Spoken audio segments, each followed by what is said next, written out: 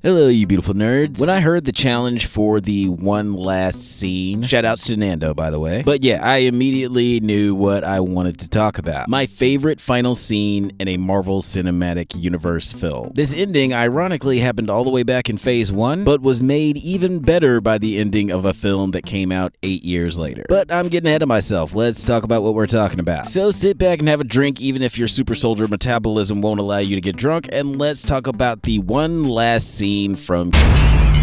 So why is this scene so perfect? Well, to explain that, we have to have a quick chat about the character of Steve Rogers. Now, I've made a few videos about how much I love Captain America from the MCU, and I don't think I'll get a whole bunch of pushback saying that out of all the solo characters, he has the best trilogy so far. I also think from the first Avenger to Endgame, he has the best story arc in the franchise. I'm sure Marcus and McFeely and the Russo brothers writing and directing almost every movie he's been in has contributed to that. There's been a consistency to his story and his character that the other MCU characters sort of lack, outside of the Guardians of the Galaxy. I'm a huge defender of this movie. The middle part is admittedly kind of a mess. It's pretty bad. It gets really heavy in CGI, and I start to get really sleepy until Bucky dies, and then I get sleepy again until Cap kisses Peggy. Actually, let's talk about her for a sec, because through his long storyline, there is one constant in Steve's life. His feelings for Special Agent Margaret Elizabeth Carter, aka Peggy. Peggy is an awesome character in this movie. She's clever, capable, and charismatic, and her chemistry with Christopher Steve Evans is wonderful. Women aren't exactly lining up to dance with the guy they might step on.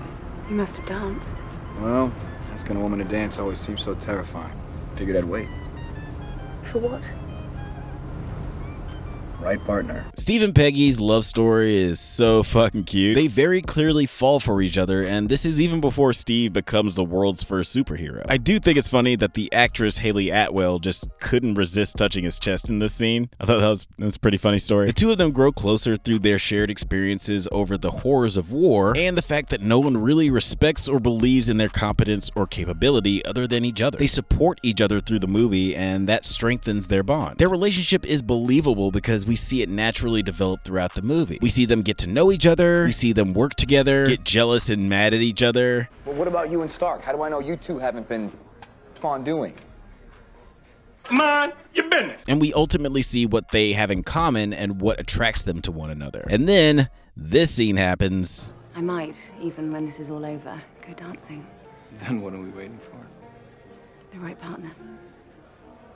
Somebody setting a thirst trap. Homegirl got dressed to the nines just to come down to the bar and say, oh, hey, work's at this time tomorrow. Oh, this? Yeah, this is just something I threw on. It's a very cute, pretty sexy scene that shows how intensely attracted they are to each other. Agent Carter barely acknowledges the existence of Bucky the Body Barnes over here. At first, it seems like this is just going to be another fun moment that parallels the first scene from the beginning of the movie and shows how Steve is the hot one now. But the dialogue in this moment obviously has much more emotional implications later on. Fast forward to the penultimate scene of the movie where Cap has to crash the plane into the ice. He's talking to Peggy and they both know the score. This guy's fucking toast. But in their very them way, they start to banter and plan the dancing date that they know they'll never get to go on.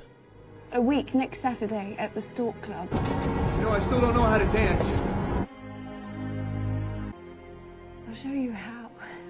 Just be there. It's pretty sad. It's a pretty good scene. But we're talking about another scene. Of course, this is a movie about the first Avenger, so we as an audience know that we're gonna get to see this guy again. He wakes up in present day and he is overwhelmed because the world looks so different and advanced. He's a man out of time. S.H.I.E.L.D. does this song and dance to make him think that he's still in the 40s so he doesn't freak out, which, yeah, that don't work. But when he realizes what's going on, he's not freaked out about what time he's in, necessarily. He's sad because he missed his chance with Peggy. Like, there's a mention of Peggy in pretty much every movie that Cap is in after this, whether she directly affects the story or not, because this is always on his mind. He has never stopped thinking about her, and he's never gotten over losing his opportunity to be with her. He didn't think that he would live through the crash, and that is something that he accepted. Like we already know about his character, that he's willing to sacrifice himself for others. He was ready to die for his country, but it's way harder for him to swallow that he survived the crash, but his relationship with Peggy couldn't. Also, not for nothing, technically everything in this moment comes together like butt cheeks. The music is perfectly subtle and it has this slight swell right before we get to the big line. The cinematography is appropriately big and bright to contrast what we've seen previously in the World War II storyline. The choice to just cut to black is something an MCU movie has yet to pull off as well, and Chris Evans' performance is remarkable. The line delivery is great, but before he even gets to say anything, you can see he's working it out in his head like, damn, I can't get her back, can I? And he wrestles with this for pretty much every movie he's in from here on out. Well, I couldn't leave my best girl.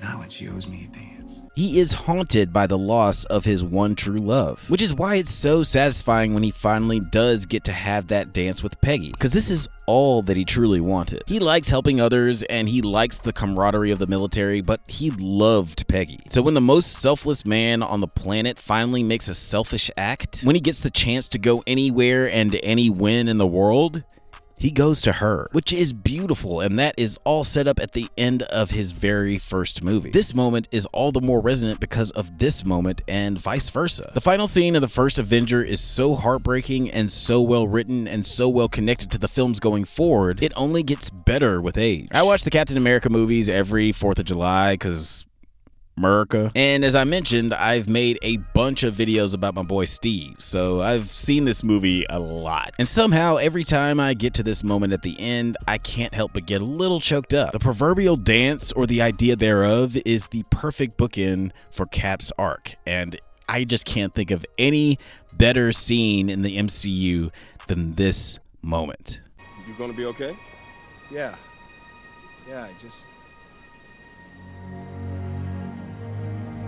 I had a date. Alright, that's it for this video. Thank you so much for watching, and thank you, Nando V Movies, for starting this whole project. It was a whole lot of fun, and I'll always take any opportunity to talk about my boy Cap. I was working on an Aquaman video when this challenge dropped, so you guys are gonna have to wait a little longer for that. Don't forget to watch the Drunk Banthas podcast live every Monday at 8 p.m. Pacific time, and consider perusing through our new shop where we have shirts, hats, hoodies, mugs, and so much more with our stupid name on it. But until next time, stay safe, my little dance partners, and may the force be with you.